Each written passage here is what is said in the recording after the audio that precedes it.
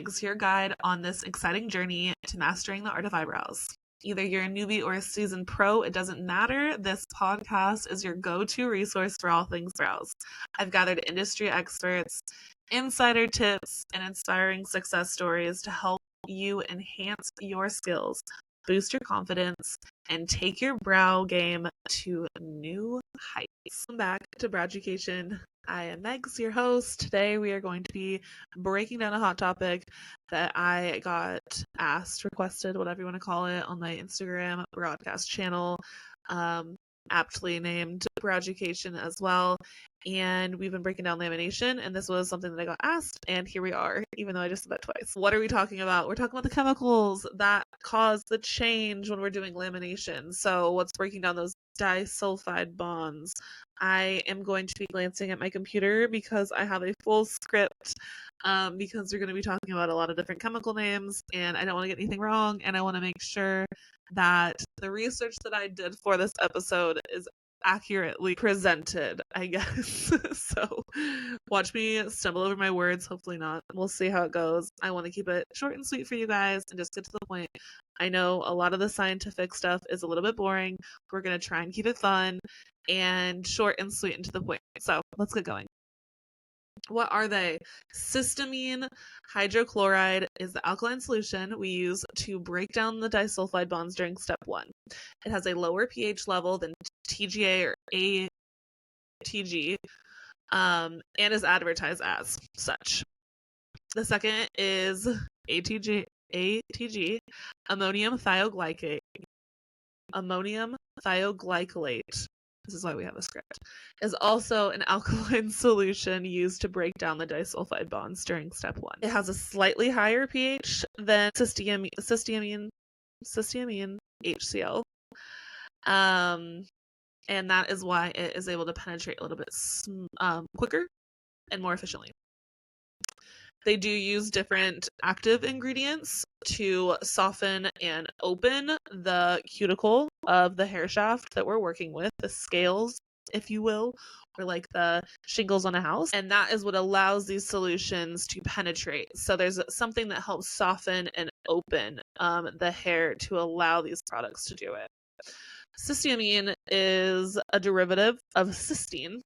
And this is where we get all the advertising about supernatural, all natural products and ingredients. Cysteine is naturally occurring essential amino acid that is created in our bodies. It's used for our moisturizing factor, so it helps to moisturize our skin. As I said, cysteamine is a derivative of cysteine, but they are not the exact same thing. So don't get it twisted. That's what companies like to use as a marketing tactic. It is less likely to cause damage. It can be used in higher concentrations to speed up or slow down the processing time. That's why cysteamine processing times are so variable. It's always advertised as non-damaging because of that derivative of cysteine, which is something that can be found in our bodies naturally, but it can still cause damage. It just depends on the percentage that it is concentrated in it and how long it's left on. So will it take longer to cause damage? Absolutely, but it still can. So don't let the damage free or anything like that catch you, make you think that you can leave it on forever. You can't. We just still need to be cautious. TGA is something that we really, really need to, or ATG, whatever you want to call it, is something that you need to watch better. So TGA is shorthand for thioglycolic acid. ATG is shorthand for ammonium thioglycate, glycolate, which is what's commonly used. Ammonium thioglycolate is what is most commonly used for laminations and lash lift solutions. Ammonium thioglycolate is the salt of thioglycolic acid. It's a liquid that has an odor that we all know, and it readily oxidizes with air. So that's when, with like Tuya, you can see it change to a pink tone while using it. So that's that oxidation that's happening. That's why a lot of the ammonium thioglycolate solutions recommend covering. It is higher on the pH scale and can be more drying to the skin. It's also known as a communicative irritant. So what does that mean? That's similar to like when somebody is able to get lash extensions forever, and then all of a sudden an allergy pops up. That is what a communicative allergy is, or irritant. Not necessarily an allergy, but something that can eventually with the same repetitive contact cause irritation or dermatitis, similar to contact dermatitis. So since it is known as one, this is something we have to be a little bit more cautious of. Keep that open communication with your clients, making sure that if they are experiencing anything different, even if it's mild, you could maybe catch it before it becomes an actual issue. Even if they weren't originally allergic to it, this is something that can happen later and with repeated exposure. So that is something to be cautious of and aware of. One other thing I want to touch on really quickly is delivery systems. So even though ammonium thioglycolate is an aggressive one that can be an irritant, we also have new companies like Brow Down Studios that's using new delivery systems such as aloe vera. So what is a delivery system? Think of it as a hydration ball wrapped around the aggressive change maker chemicals. Well, aloe vera wrapped around that ammonium thioglycolate and then penetrating into that hair shaft, so you get a burst of hydration along with those chemicals and not just the drying chemicals. Now, why would you necessarily choose one over the other? I think it would be really beneficial once you're established in the lamination world to have both options for your clientele. I think Cysteamine HCL would be great for thinner hair types and more compromised skin. Maybe somebody with drier skin that has a little bit more of an irritation to that ammonium thioglycolate. Nothing that would be a contraindication to lamination, of course. But if you are having that concern, or if they've come in and been like, it kind of irritated my skin, it was very dry, you can maybe just switch them to the Cysteamine solutions just to kind of, combat that. The other thing that could be beneficial for using the Cysteamine and having that longer time, the ones with the lower percentages, the longer processing time, would be if you are doing a combo service. If you're doing lash lift and brow lamination, you're concerned about timing. Obviously, ammonium thioglycolate is a quicker, rapid speed. I think that it should only be used for people that are truly comfortable with their skill level and their range of movement and being able to watch all those timings and remove the products appropriately. But with Cysteamine, you have a little bit longer with that lower percentage of concentration, giving you a little more wiggle room to bounce back and forth between the lashes and the lamination. So that's just a thought as far as real world application. Hey, it's Emily here from BrowFox Beauty. I'm so proud to be sponsoring this episode of Browducation. If you are new here, let me tell you a little bit about BrowFox Beauty. We are a professional brow line for the esthetician. We specialize in easy retail for the busy esthetician. We also have a line of better back bar basics, so you can be super confident putting pre and post wax solution and massage oil onto your client's skin, giving them the best glow and the best brows yet. You can find more information at browfoxbeauty.com or on social media at browfoxbeauty.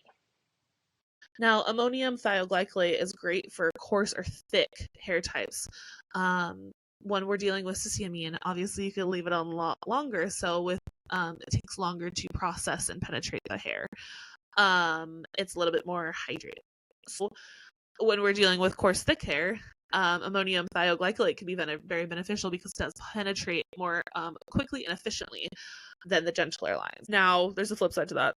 If it does penetrate quicker and more efficiently, you really have to keep a watchful eye on it. You need to be making sure that you're watching your times and keeping on track and, being very observant to the whole process and minding your P's and Q's. But it's perfect to be used for those versus the thinner hair types, which it probably wouldn't be as beneficial for. Since they are both alkaline, that leads to step 2 being a solution that is going to bring our pH level down. I always forget that it's backwards. You're going to bring that pH level down from 9.5, somewhere around there. And we're going to bring it back to the acidic side where our skin and hair like to live. So that step 2 solution is going to be heavily acidic. So we have a very alkaline solution in step 1, acidic solution in step 2, bringing on that, essentially neutralizing that alkalinity and bringing it back down to that acidic side, which our healthy skin likes to live at, skin and hair. Vitamin, nourishing, keratin treatments are done after step 2. We want to essentially fill in the gaps, whatever was left over and available in these new, now porous hair types after removing that disulfide bond we're going to refill it, reinstate those bonds with step 2, and then fill even further with keratin treatment or a mask or something like that. So essentially just helping with that nourishment and filling that hair up with all the good. Some will fill a little, some will fill a lot. For example, keratin is a protein and it helps strengthen the hair. That means it fills a lot, making the hair harder. You can also overfill the hair, which is like a stick, and it'll just snap. So we want to make sure that we're not over treating, but keratin is perfect after a chemical treatment because we know that we have caused essentially some damage. So keratin pairs most well with chemical treatments. A vitamin treatment is going to be something that's going to fill the hair with nourishment and moisture ingredients. So the hair will still be allowed to have more flexibility than it would after a keratin treatment because it's only filling a little bit versus the keratin filling that hair up. So it's aiding in hydration. They're both beneficial for different reasons and different purposes. I think that you could use them together, but I could see them kind of combating themselves. The vitamins are very beneficial for somebody that maybe you don't think is going to follow their aftercare as well. I now add them to all of my treatments and all of my services just in case because I just feel like it's worth it. Lastly, we have step 3 that is going to seal the hair with a coat of occlusive oil, balm, or cream. This is going to essentially lock everything that we've done in, lock in some hydration and nourishment. Since it's occlusive and only mildly penetrates the hair shaft, since we've kind of like closed everything down essentially, that's why we recommend that 12 to 24 hour wait and not getting them wet. Moisture is not the enemy. Lack of it is. So keep that in mind. Now, another lamination related question I have gotten recently was about the hair lightening during step 1 and sometimes through step 2. So I wanted to go over that really quickly. This is happening because hair lighteners.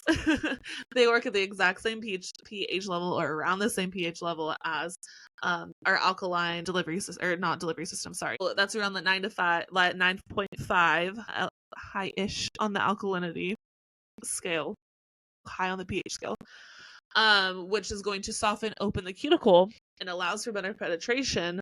But this is also where we're going to be breaking down those disulfide bonds. And when we're breaking down those disulfide bonds, they're also in the same location as where our pigment is. So pigment can also get broken down a little bit during step 1 and the second thing, which is step 2, is another pigment that causes change and is used as a lightener, and that is hydrogen peroxide.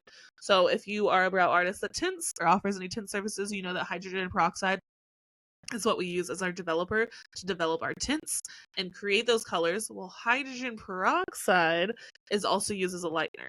So the fact that we're using it in the way that we are and affecting the hair at a deep level, it means that we can affect those pigment particles. I don't know if I skipped over that, but hydrogen peroxide is one of the most commonly used neutralizer for lamination systems. So that's when that's coming into play. It's also responsible for decolorizing melanin within the hair. This all depends on the percentage that's being used, but it's something to think about as we are talking about lightening of the hair. It makes a lot of sense that all of these different chemicals that do similar things, but we're doing our focus might be different, but the chemicals are doing the same thing. So lightening is common. Of course, any lightening that happens during step 1 and 2 can easily be fixed by applying tint, but using caution because we know that the hair is very porous after lamination, even after vitamin treatments and things like that. However, I would do the vitamin treatment after if you're tinting. Use caution because the hair is so porous, it's going to soak up that color and darken very quickly, process very quickly. So that is that. A little deep dive on brow lamination.